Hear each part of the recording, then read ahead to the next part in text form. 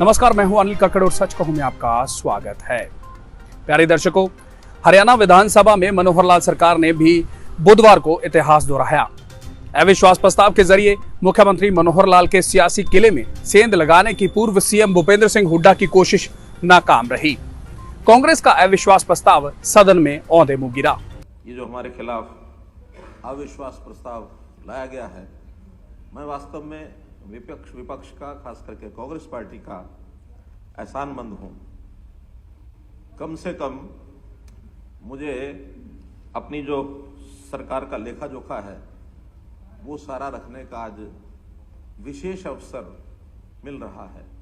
मैं विशेष अवसर इसलिए कह रहा हूं कि हर सत्र में, हर सेशन के अंदर मुख्यमंत्री को लीडर ऑफ द हाउस होने के नाते आखिर में बोलने का मौका मिलता है, लेकिन परंपरा जो अभी तक मैंने देखी है कि अपनी अपनी बात, अपनी अपनी कहानी सुना देते हैं और जब लीडर ऑफ द हाउस को बात कहनी होती है उस समय उठ के चलते बनते हैं और आखिर तक गिनती के कुछ विधायक रह जाते हैं। लेकिन आज जो कि विशेष अवसर है, सारे रहेंगे, अविश्वास प्रस्ताव ये लेकर के आए हैं। अब चूंकि इनकी एक मृग तृष्णा तो है ही, जैसे राजस्थान में या किसी रेतीले इलाके में जो मृग होता है वो कहीं बालू में देखता पानी मिल गया और वो पानी के लिए दौड़ता है। दौड़ करके जब 2-4-5 किलोमीटर चला जाता है, पहुंचता है, देखता तो वहां पानी तो नहीं हुआ, तो रेत है।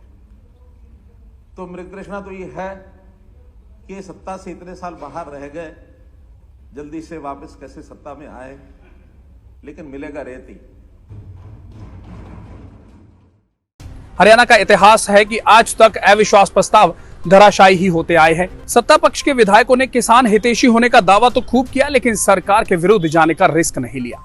जजपा विधायक भले ही किसान आंदोलन के समर्थन में और नए कृषि कानूनों के खिलाफ हों, लेकिन पार्टी के खिलाफ जाने का दम वो नहीं भर पाए। उनकी जुबान पर एक ही बात रही कि अकेला चना भाड़ नहीं फोड़ सकता। उन्हें विधायक बने हुए अभी 1.25 साल से थोड़ा अधिक समय ही हुआ है, इसलिए किसी ने व्हिप को तोड़ने के बारे में नहीं सोचा। अगर कोई व्हिप के खिलाफ जाता तो विधानसभा सदस्यता तक गंवानी पड़ सकती थी।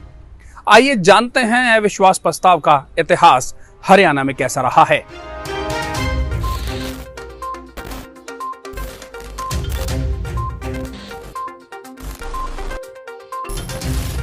पहली बार सितंबर 1995 में तत्कालीन भजनलाल सरकार के विरुद्ध ओम प्रकाश चौटाला अविश्वास प्रस्ताव लेकर आए थे। उस समय ईश्वर सिंह हरियाणा विधानसभा के स्पीकर थे। स्पीकर ने अविश्वास प्रस्ताव को स्वीकार कर लिया था, जिसके बाद सदन में वोटिंग के दौरान चौटाला का प्रस्ताव गिर गया, क्योंकि उस समय भजनलाल सरकार के पास पूर्ण बहुमत था। 1999 के दौरान तत्कालीन बंसीलाल सरकार के विरुद्ध विपक्ष के नेता ओम प्रकाश चौटाला सदन में अविश्वास प्रस्ताव लेकर आए। चौधरी बीरेंद्र सिंह उस समय कांग्रेस में होते थे। उन्होंने बंसीलाल को समर्थन देकर सरकार को बचा लिया। इसके बाद बंसीलाल सरकार के विरुद्ध फिर से ओम प्रकाश चौटाला अविश्वास प्रस्ताव लेकर आए। हालांकि उस समय बंसीलाल को इस बात का आभास हो गया था कि सदन में वह विश्वास मत हासिल नहीं कर सकते। यही वजह रही कि उन्होंने अविश्वास प्रस्ताव का सामना ही नहीं किया और विधानसभा के बाहर ही इस्तीफा दे दिया था। बुधवार को पेश हुए कांग्रेस के अविश्वास प्रस्ताव को 2 निर्दलीय विधायकों बलराज कुंडू और सोमवीर सांगवान का समर्थन जरूर मिला, लेकिन कुंडू ने साफ कर दिया कि वह कांग्रेस के साथ नहीं, किसानों के समर्थन में लाए प्रस्ताव के साथ हैं, इसलिए इसके पक्ष में मतदान कर रहे हैं। सांगवान पहले ही सरकार से किसानों के मुद्दे पर समर्थन वापस ले चुके हैं, ऐसे में उनको भी सरकार के खिलाफ ही जाना था। चंडीगढ़ से अनिल कक्कड़ की रिपोर्ट।